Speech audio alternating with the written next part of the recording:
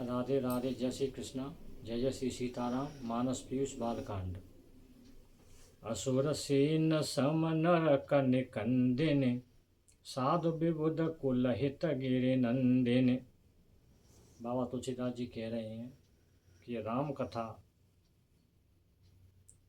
नरक का नाश इस प्रकार कर देती है जिस प्रकार असुर सेन, असुरों की सेना का नाश हो जाता है, उस प्रकार ये राम कथा नरक का नाश कर देती है।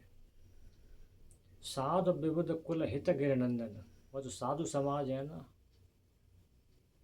संत समाज है, उस साधु संत समाज के लिए ये माँ पार्वती की तरह, जिस प्रकार माँ पार्वती जी ने संतों की, साधुओं की रक्षा की है, शुंभ को मारा, निशुंभ को मारा, कई राक्षसों को मारा, उस प्रकार ये राम कथा साधुओं की रक्षा करती है और साधुओं के हित को बढ़ावा देती है।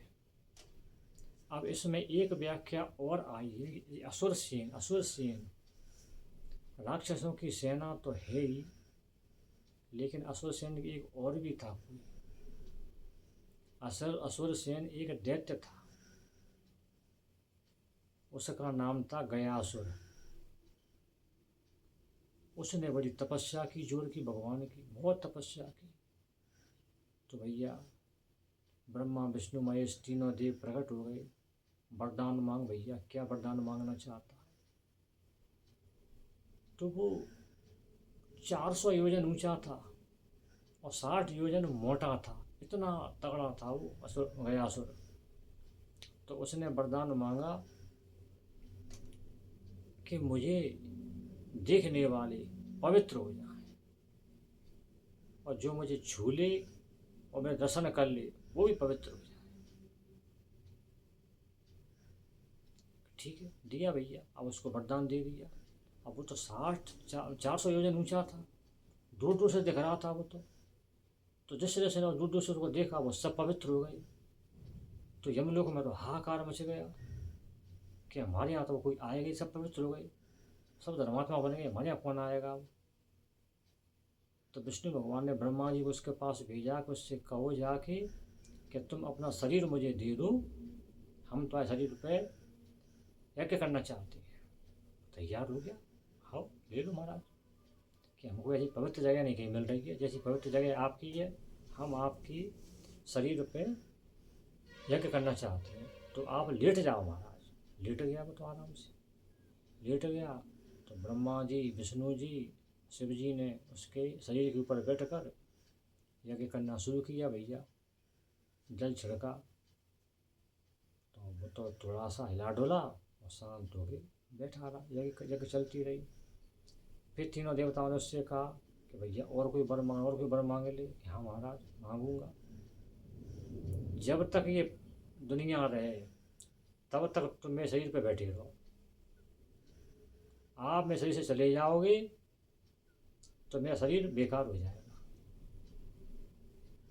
और मेरा ये शरीर एक तीर्थ बन जाए, ऐसा तीर्थ जो देवताओं को, ब्राह्मणों को, सबको पवित्र कर दे और मेरे शरीर के ऊपर बैठ करके जो अपने पितरों को पिंड दान दे, उसका पितरों से तो उद्धार हो जाए और मेरा ये शरीर एक तीर्थ स्थान बन जाए।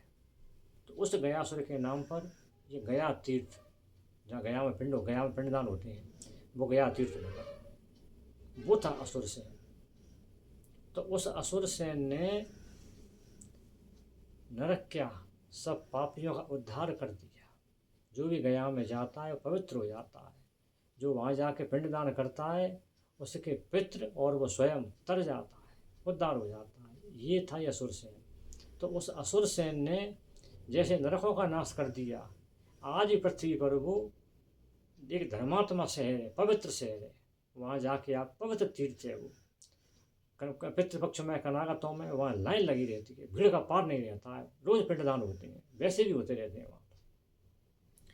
अब माँ पार्वती जी दुर्गा स्वरूप है। दुर्गा माँ ने दैत्यों का संहार करके साधुओं को, देवताओं को इन दैत्यों से बचाया था। इस प्रकार ये राम कथा साधुओं को माँ दुर्गा के रूप में नरकों से, पापों से, दुष्टों से बचाती है। अब बाबा क्या कहते हैं आगे? संत समाज पयोधि रमासी, विश्व भार बर अचल क्षमासी। संत समाज के लिए ये राम कथा एक समुद्र है। कैसा समुद्र है? क्षीर सागर, जहाँ रमा जी, लक्ष्मी जी निवास करती हैं। क्षीर सागर है संतों के लिए।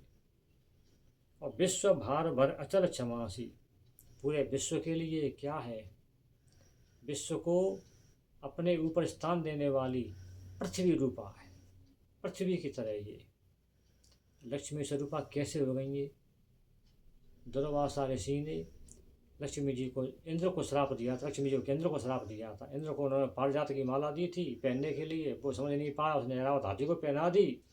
ऐरावत हाथी पे से गिर गई, पैरों में धुंध गई। वो नाराज हो गए, तूने मेरी माला का अपमान किया है, तू इतना मदमक पागल हो रहा है, लक्ष्मी के मदमक पागल हो रहा है, तू लक्ष्मीहीन हो जा। तो लक्ष्मी मैया अंतर्धान हो गई और समुद्र में विलुप्त हो गई। जब समुद्र मंथन हुआ तो लक्ष्मी जी का पुनः प्राकट्य हुआ।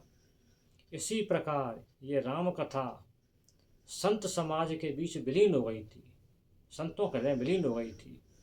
लेकिन जब बाबा तुलसीदास जी ने इस राम कथा को लिखा तो ये राम कथा रामचरितमानस के रूप में पुनः संतों के हृदय से निकल के बाहर आ गई दुनिया के लिए।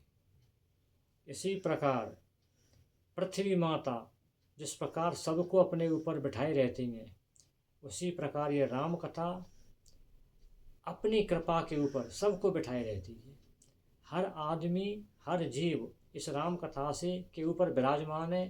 जो राम कथा ही सबको बचा रही है। ऐसे भाव बाबा तुलसीदास जी ने व्यक्त किए हैं। इतनी सुंदर है ये राम कथा। जय जय श्री सीताराम। जय श्री कृष्णा। राधे राधे।